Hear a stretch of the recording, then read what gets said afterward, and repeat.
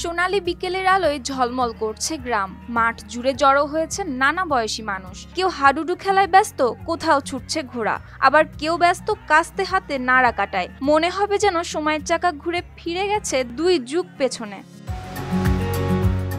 একসময় এমনটিই ছিল দেশের গ্রামীণ জনপদগুলোর চিত্র। ধান কাটা উৎসব, ঘোড়দৌড়, নৌকা বাইচ, হাডুডু কিংবা যাত্রাপালার আয়োজন হতো এলাকা জুড়ে।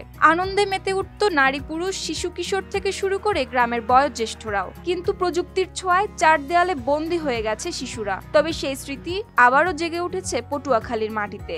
সদর উপজেলার কালিকাপুর ইউনিয়নের গোলবুনিয়া গ্রামে চলছে ধান কাটার পর নাড়া কাটার উৎসব। এর সঙ্গে ছিল ঘোড়দৌড় ও হাডুডু খেলা। ওয়ালটন আবারও মিলিয়নিয়ার অফারে ওয়ালটন ফ্রিজ কিনে আপনিও হয়ে যেতে পারেন মিলিয়নিয়ার।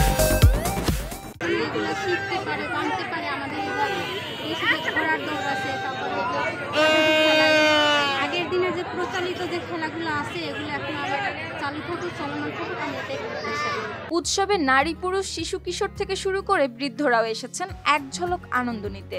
শুধু আমি না, আসছে নারী পুরুষ বৃদ্ধ যারা পুরনো দিনের ঐতিহ্যগুলো দেখতে পাইতেছে। ঘোড়ার প্রতিযোগিতা, হাডুডু খেলা, কলা গাছে ওঠার প্রতিযোগিতা এবং নাড়া কাটার প্রতিযোগিতা, এক হিসাবে বলা যায় মানুষ অনেক হ্যাপি, অনেক আনন্দিত। কৃষকদের উৎসাহ দেওয়া আর সেই সঙ্গে নতুন প্রজন্মকে শেকড়ের সঙ্গে যুক্ত করতেই এই আয়োজন করা হয়েছে বলে জানান আয়োজকরা।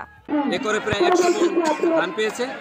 এই জন্য আমরা এই আয়োজন করছি কৃষকদের সম্মান জানাতে, যাতে করে কৃষকরা আরো উৎসাহিত হয়, আরো বেশি করে চাষাবাদ করে। প্রতি বছর এমন আয়োজন ধরে রাখতে চান বলে জানান আয়োজকরা। এই কৃষকদেরকে আমরা গরুর খামার, হাঁস মুরগির খামার এবং মৎস্য চাষে উৎসাহিত করার জন্য বাংলাদেশে একটা সমৃদ্ধ দেশ হিসেবে তৈরি করার জন্য এই কৃষকদের ভূমিকা হলো অগ্রণী ভূমিকা।